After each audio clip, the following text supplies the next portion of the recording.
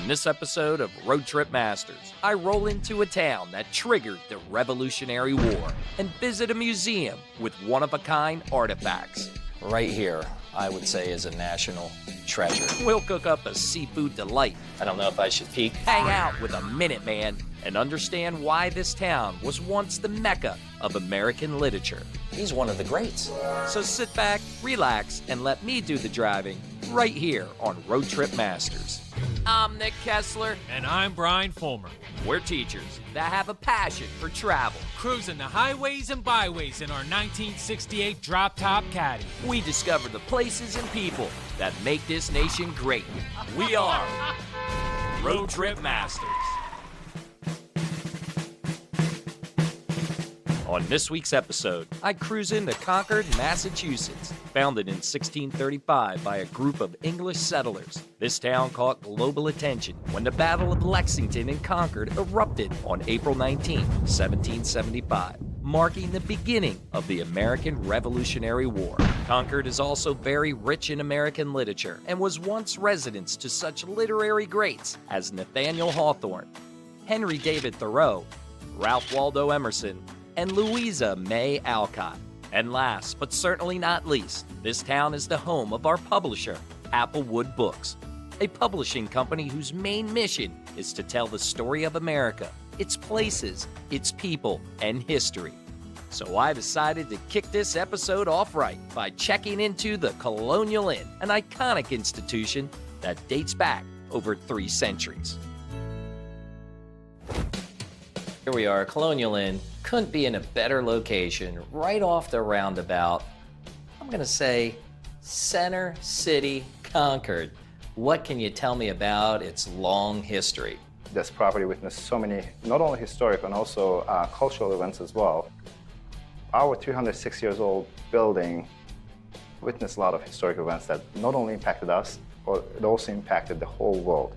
And I call this place birthplace of America. I mean, look at it. Just everything started from here. If we can talk about the rooms here at the Colonial Inn, how many do you have total? We have a total of 56 rooms. Few rooms that it's known for its history as well. However, room 24 was known as an operation room. Soldiers who couldn't survive the operation unfortunately died, and we used room 27 as a morgue. So room 27 was a morgue. Correct. As I mentioned, this property witnessed historic events that made us who we are today. All right, Anthony, I understand you are the man to tell us about the other amenities on premise. Yeah, so we have a unique situation here for dining. It's the premier destination for people to come out. Created a lot of family traditions throughout the years. And we have our historic dining rooms as well, the Thoreau room, where we're standing right now, and then the Liberty room, where we also seat guests. But most notable, I think, is our patio dining al fresco. We have our Forge Tavern that has become so popular. Now, you look at the menu, very hearty, very New England.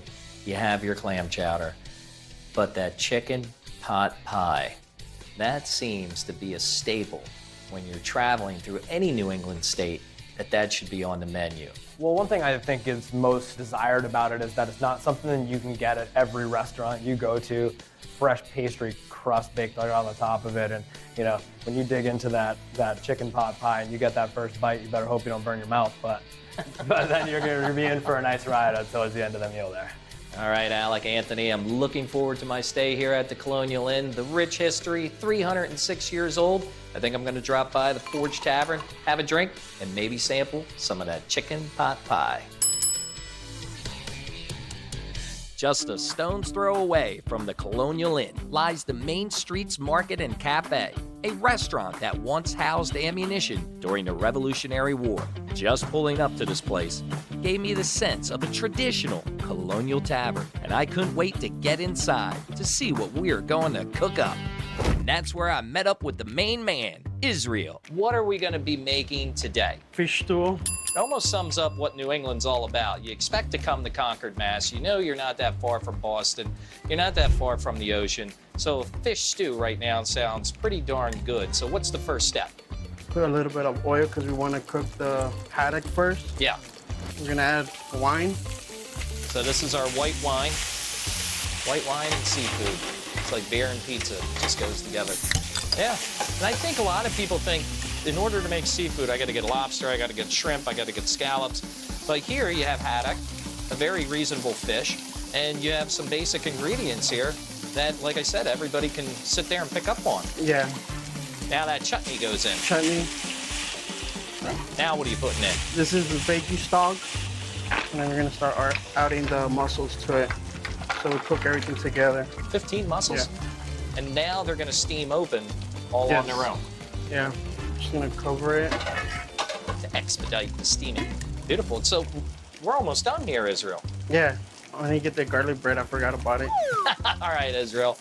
I don't know if I should peek. Sneak a peek here. Oh yeah, they're opening up. You see that?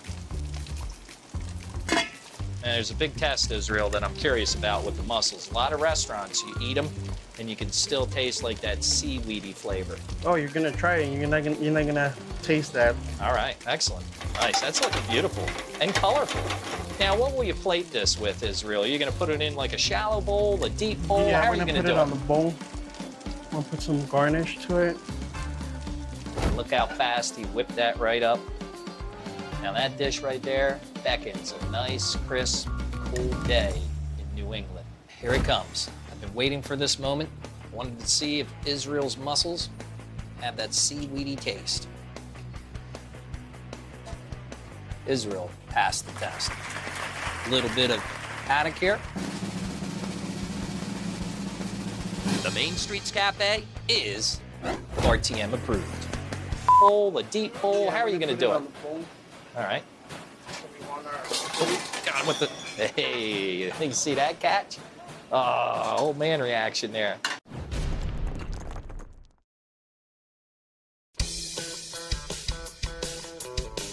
Just outside of Concord exists the Concord Museum, a place that chronicles the town's rich historical past. Here, one can observe artifacts from the Native Americans, witnessed how people lived in the 1700s, and relived the shot heard around the world on April 19, 1775. I was excited to get inside and meet up with David, who was going to educate me on 3 unique treasures housed inside this institution.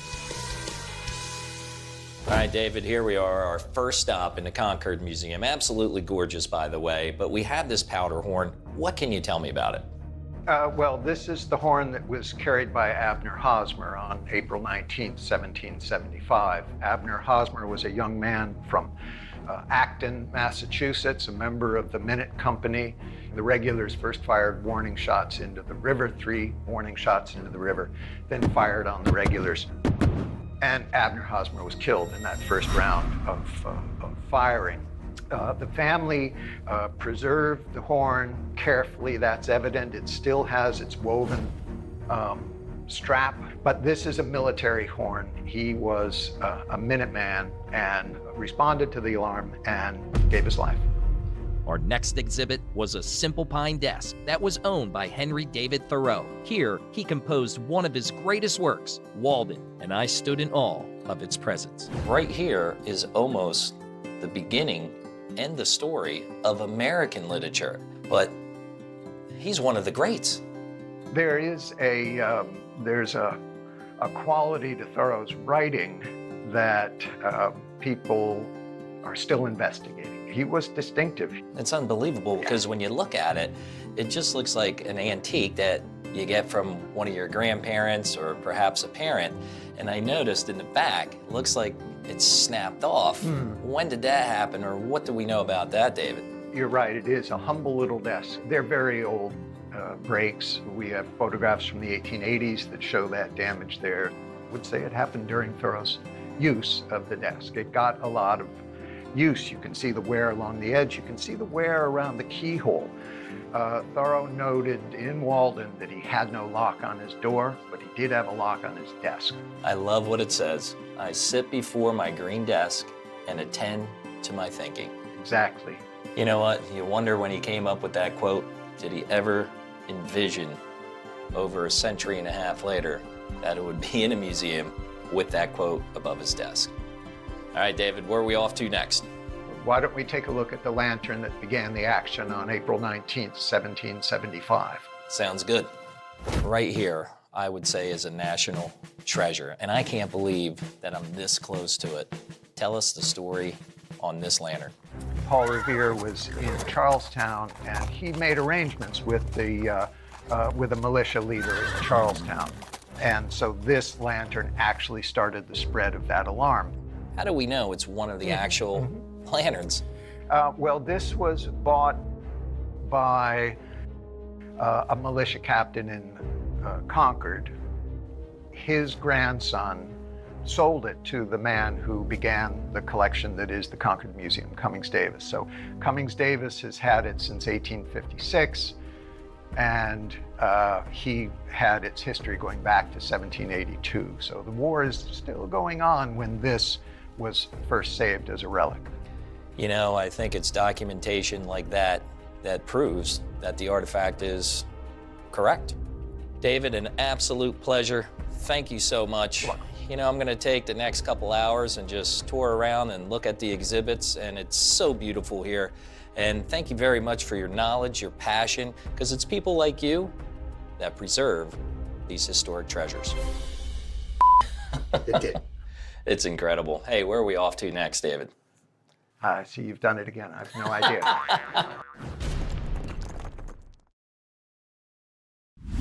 On April 19, 1775, occurred an incident that would change the course of American history forever. Known as the Shot Heard Around the World, the North Bridge in Concord is a mandatory stop and was my first time making the pilgrimage to this hallowed ground. Jim, classic, the North Bridge in Concord. Tell us its historical significance. Here at the North Bridge, there was a small contingent of British soldiers. Out of the total 700 that came to Concord, there's 96 that were guarding the bridge. So about 1.5 miles west of the bridge, there was the farm of Colonel James Barrett, and he was responsible for all the military supplies here in Concord that were being gathered by the Provincial Congress. They sent about 125 men out to Barrett's farm to search it, so the 96 British soldiers are guarding this bridge to keep it open. Here we have a bunch of people who see what they consider to be an invading army destroying their homes, their property, threatening their livelihoods, their families. Colonel Barrett rides along the length of the line. He tells the men to march upon the bridge, but do not fire unless first fired upon. The British soldiers who are guarding the bridge actually pull back to the shore right over here, right behind me, and prepare to defend themselves. And then, of course, some of the British open fire. Major John Buttrick of Concord, after seeing some of his men fall, killed, wounded, he gives the command, fire, for God's sake, fire. They didn't expect this to happen. So really, for the first time in history, these are British subjects facing off against the army of their own king. And the first British soldiers die here.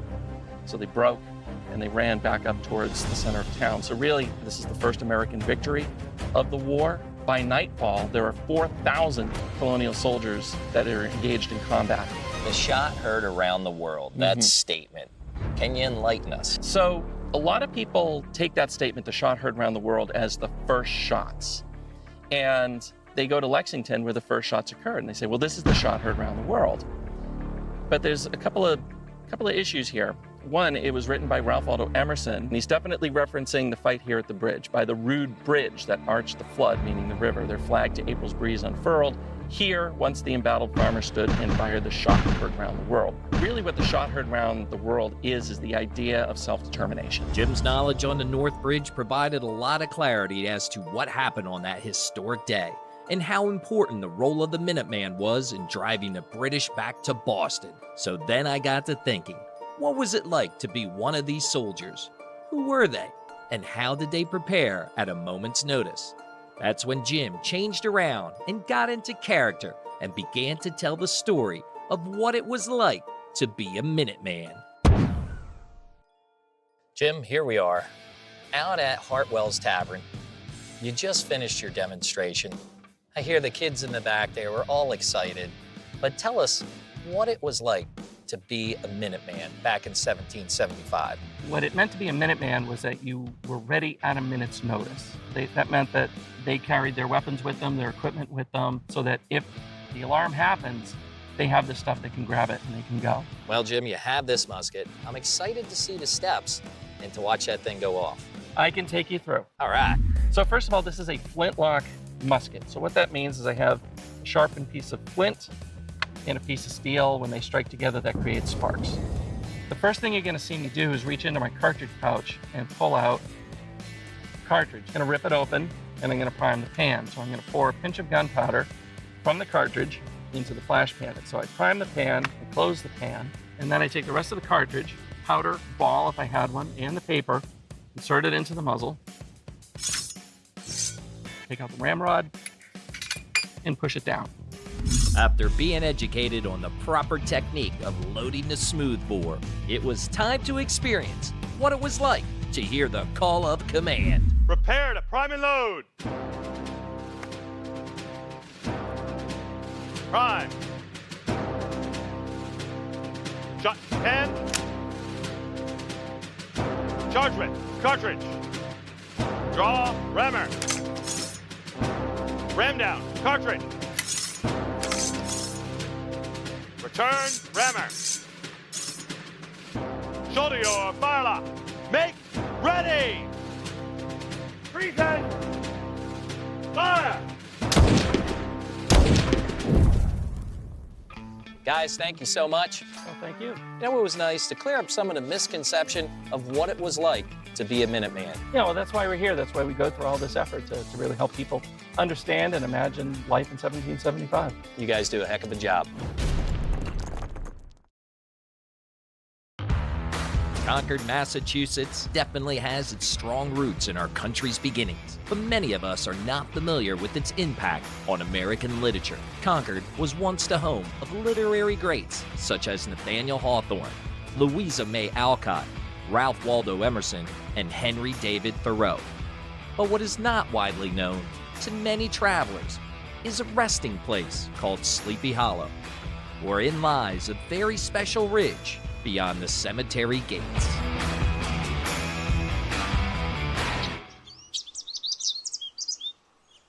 Sleepy Hollow Cemetery. But before we start out and explain what Author's Ridge is all about, I think it's important to clarify, this is not the same Sleepy Hollow as Washington Irving's book, correct? That's right. This area was just a wonderful, park-like setting that people used to go just wander and sit and relax in.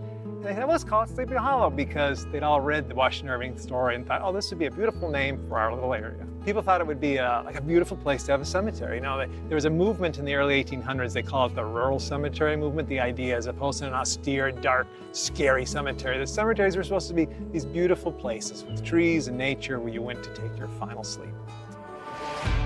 As Joe and I began our walk, we came across our first site, the final resting place of Henry David Thoreau.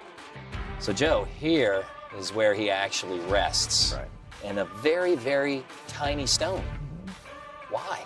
Well, part of Henry's whole philosophy was about living simply. And I'm sure that when they chose a stone, they chose it to reflect that kind of life. All right, Joe, we got one author. We got 3 more to visit.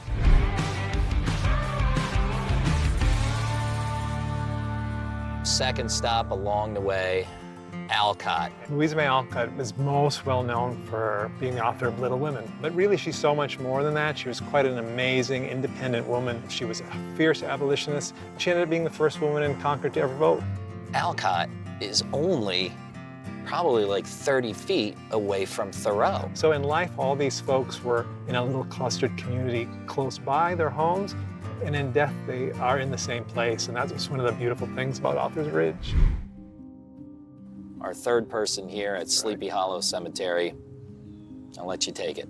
Nathaniel Hawthorne, a great American writer known for The House of Seven Gables, The Scarlet Letter, Moses and Old Man, so many others. But he always had a special love for Concord. He'd often walk in Sleepy Hollow well before it was a cemetery. And according to his journals, he and his wife said, you know, someday we shall build a beautiful castle for ourselves on that hill. He never got his castle, but he is here on the hill with his wife, Sophia.